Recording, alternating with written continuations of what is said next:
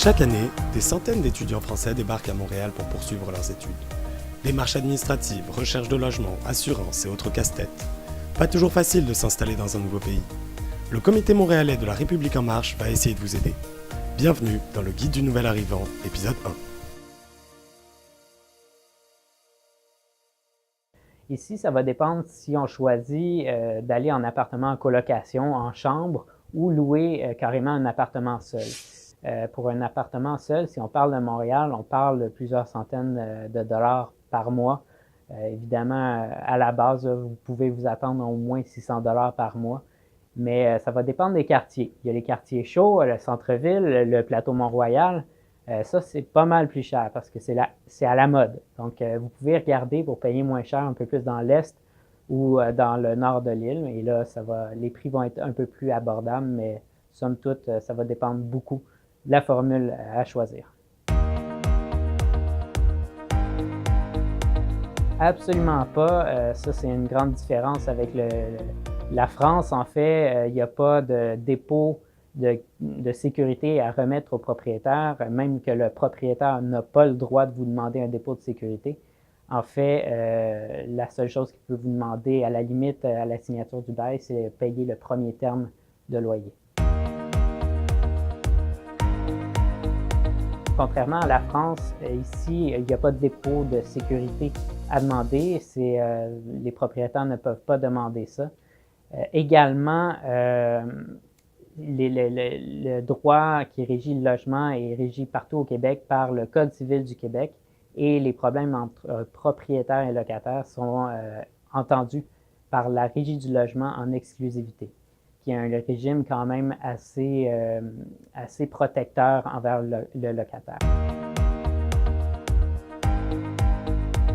Techniquement, ce n'est pas obligatoire en tant que locataire. Par contre, une assurance locataire est vivement recommandée si, par exemple, vous causez des dommages aux biens d'autrui dû à, par exemple, un feu qui serait survenu dans le logement.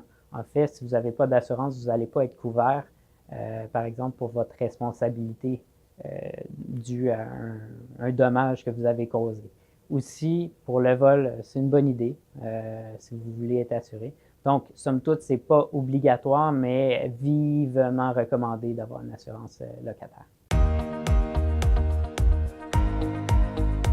Pour un étudiant français qui a son permis d'études et qui est admis dans un établissement reconnu, en fait, heureusement, il y a une entente de réciprocité en matière de santé entre le Québec et la France, ce qui fait en sorte que vous pouvez appliquer, somme toute de façon générale, appliquer à la RAMQ pour être couvert sans délai. Avec la couverture de la RAMQ, vous avez droit à tous les services médicaux couverts auxquels les Québécois auraient droit normalement, donc prévention et soigner la maladie. Donc, c'est somme toute une couverture assez complète. Ça dépend des cas concernant la santé. Vous pouvez voir avec votre institution d'enseignement si vous avez une assurance qui s'y rattache. Mais par contre, pour les services qui sont non reconnus par la RAMQ, qui sont non couverts, par exemple les soins dentaires, ce serait peut-être pertinent d'obtenir une assurance médicale privée pour ça.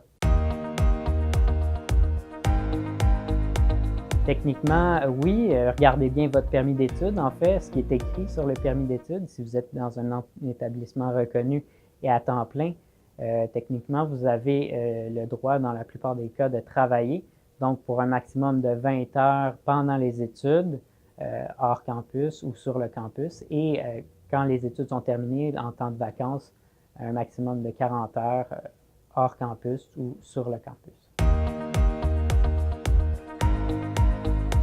Généralement, vous avez qu'à faire une demande de numéro d'assurance sociale auprès du gouvernement du Canada et par la suite, quand vous avez votre numéro, vous faites votre demande d'emploi.